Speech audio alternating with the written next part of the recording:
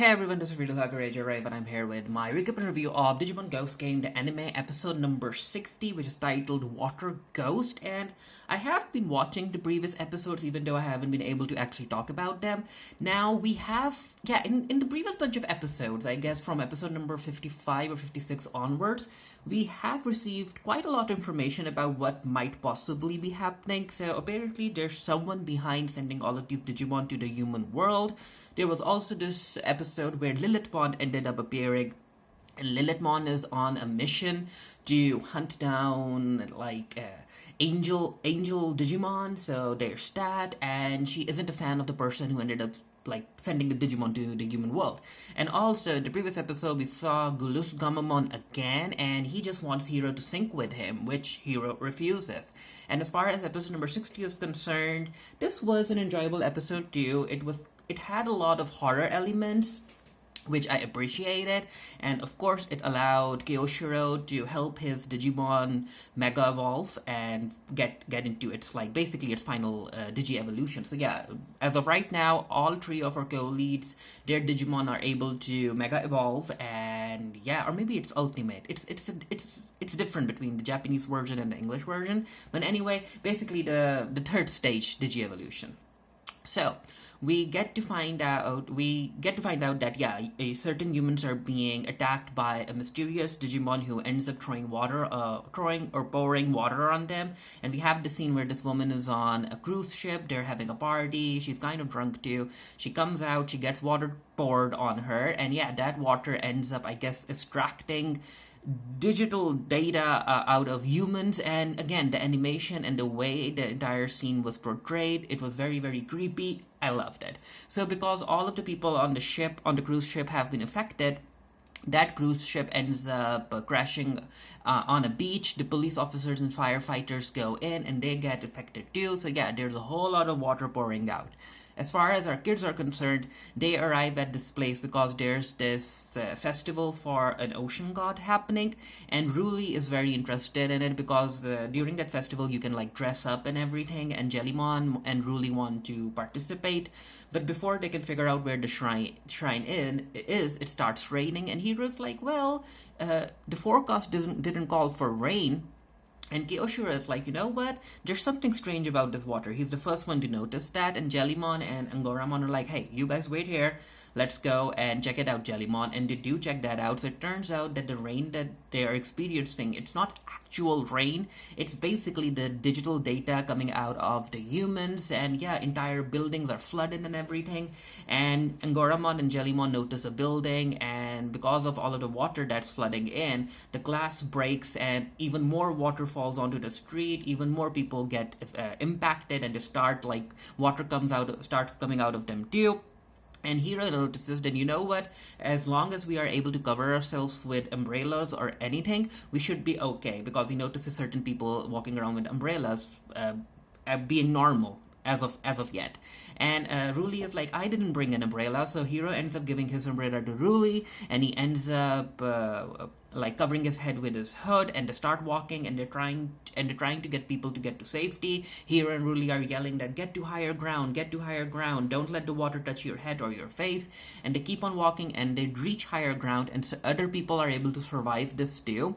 And this is where the kids end up talking to the survivors, and the survivors tell them that, you know what, all of this seems like a curse from the ocean god.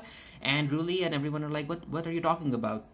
And then they tell the kids about the ship that crashed into the beach, and Ruli ended up reading about that on the news, and they're like, yep. And also, a week or two ago, we found this mummified body, and they don't necessarily know what that mummified body is, and I'm like, yep, it's a Digimon, isn't it? So they were going to enshrine it today, and Ruli, Hiro, and Kyoshiro are like, hey, we came here for the ocean god ceremony, so where's the shrine? So the village people end up pointing the kids towards the shrine, and I'm like, shouldn't these grown-ups go with the kids? But then again, it's an anime, and there are certain plot conveniences have to happen, right? So the kids end up walking towards the shrine, and as they're walking, they think about their previous encounters with Digimon have made them learn about how there's basically someone who has been sending these Digimon into the world, and Hero's like, maybe this is connected to that too. But before they can they can continue towards the shrine, they end up encountering even more water, and they're like, yep, this weird water, we better not step in it, right? Well, they can walk in it. They just don't. They just have to protect their heads and faces. And then they end up encountering another Digimon called Sumbarimon, and they're like, "Hey, are you behind doing all of this? Behind all of this?" And Sumbarimon is like, "No, no, no, no. I'm being framed. It has nothing to do with me. I just came here to check out the land." And he also compliments the kids and the Digimon about being progressive because Digimon and humans are getting along. And this is where Sumbarimon is like, you know what? I have a feeling I know who's doing this. It's Hangyomons. And we get to see the Hangyomons attacking the villagers that the kids left behind. And I'm like, again, the villagers should have been walking with the kids, but then again, we wouldn't have gotten this scene, right? So Hangyomons, there are a bunch of them, and they are the ones who have been pouring water onto the humans and everything. And Ruli, Kyoshiro, and Hiro are like, yeah, we need to get to the shrine. We have to investigate, but how the heck are we supposed to swim, right? Because Jellymon will be okay. And Agoramon is like, well, I can like fly you guys across one by one, but Sumbarimon is like, hey, don't worry about this. I've got it. So everyone gets on Sumbarimon. Well, not everyone. Basically, the kids and Gamamon. And Goramon can fly, Jellymon can swim. And she can fly too, basically, or float. So Sumbarimon takes them to the shrine, and Kyoshiro is having trouble because, of course, he's scared about what's happening. And Jellymon is like, come on, stop being a scaredy cat. So Ruli, Angoramon, Gamamon, and Hiro, they enter the shrine, and they find this mummy that the villagers, not the villagers, why do I keep calling them villagers? The townspeople ended up finding, and Hiro is like, you know what, we should take this out, right? I don't know how he came to that conclusion, but maybe Hiro was like, maybe this mummy, maybe the curse is real and it's connected to this mummy, so we need to take it. We need to get it out of the shrine. And as Angoramon and Hiro are taking this mummy out of the shrine, it opens its eyes, it startles both of them, and it falls into the water, and it starts absorbing the data in the water. And it's revealed that it's actually a Digimon called Katalimon, which is basically like a play on Cthulhu from Lovecraftian lore. I think its name is Katalimon, and I think it's quite a new Digimon, right? We haven't seen it before. So this is where they're like, oh, so you are a Digimon, and he's like, yeah, I'm actually quite fond of this water. I absorbed it into me, and now I'm okay. And then he's like, well, I'm going to go and play some more. You should play in this water too. And it splashes towards the kids, and yeah. Ruli and Hiro get hit, and I'm like, these Digimon are so bad at actually protecting the kids, but it is what it is. So yeah, Hiro and Ruli have been impacted, but then again, it kind of made sense because this is Kyoshiro's episode, right? He has to be facing very, very high stakes in order for Jellymon to keep on digivolving.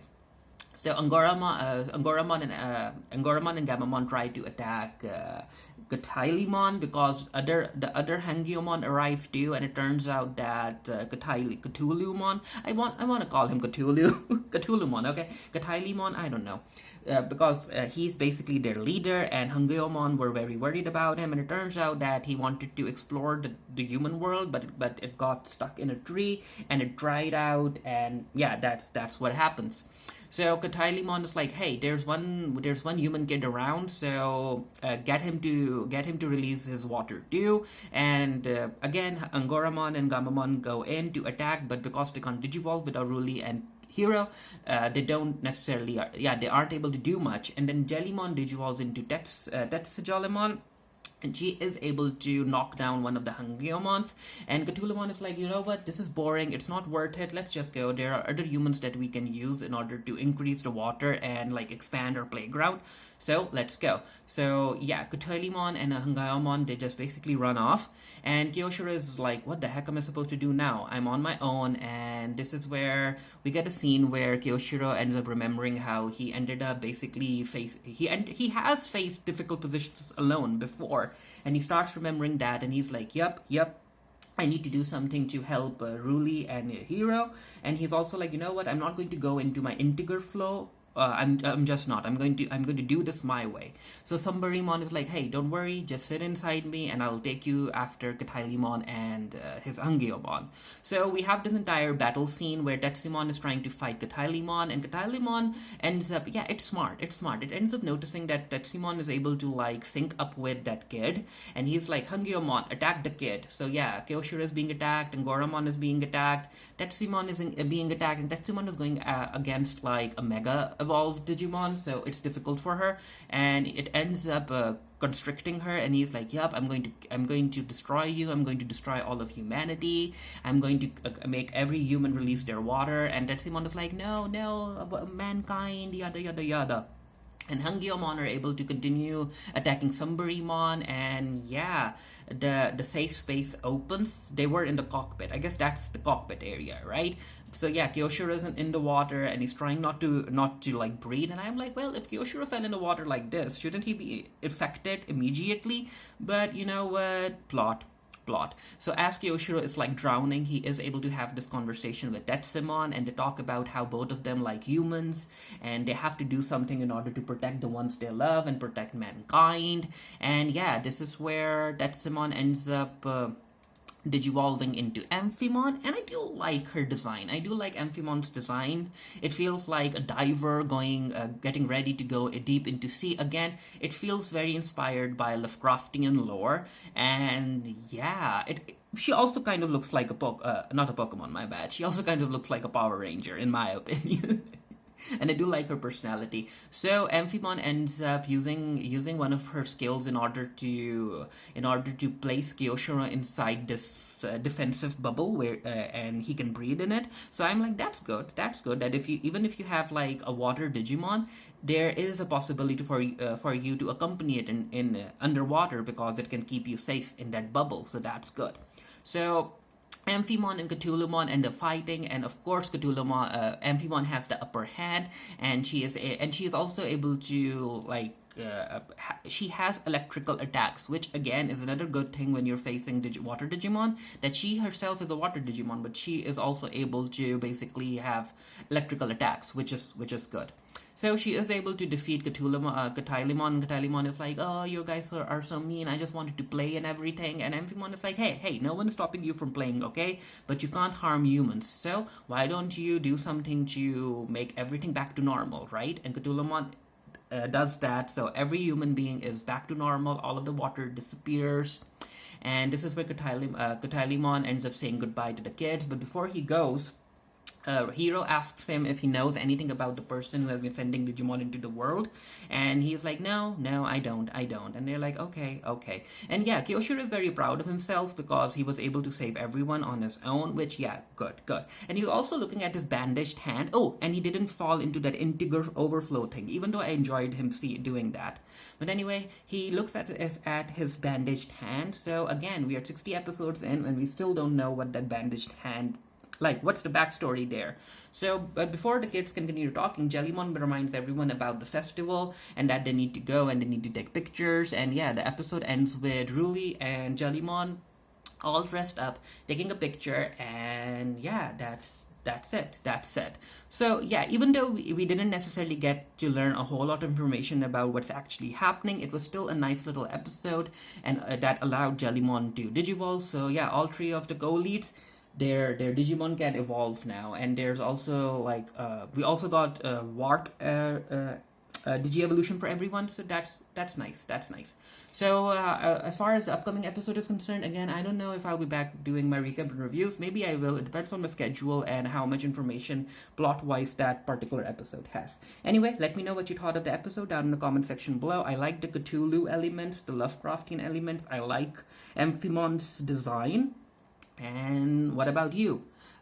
Feel free to share your opinions. And until next time, stay happy, stay safe, stay blessed. See you guys later. Bye.